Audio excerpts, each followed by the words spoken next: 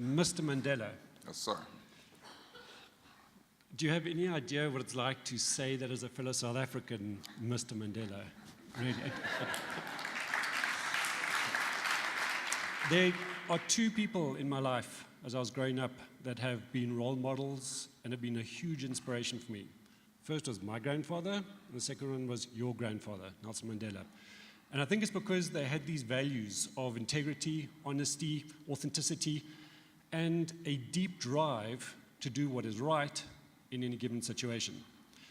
And these values are often passed down from parents to ourselves, grandparents to ourselves. And I think those values have been important to me in my success as an international parent coach, property real estate investor, businessman.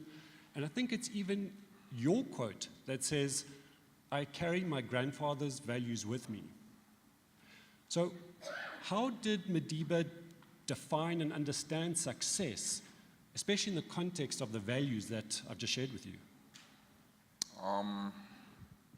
Well, for example, my grandfather never pushed us in any particular direction as far as studies are concerned. You know, his main thing was make sure you get a degree. And after a degree, get a postgraduate degree, get a master's, get a PhD. That's what he was concerned about. And so when I got my degree eventually, after many years, he was very proud. You know, he was very happy, and that was probably one of my proudest moments because I knew that it would make my grandfather proud. You know, and that was success in a small way.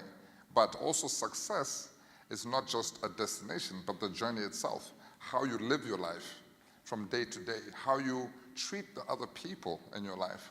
You know, and I believe he said, your life will not be judged by how well you've lived your life, but how many lives, how much difference you made in the lives of others.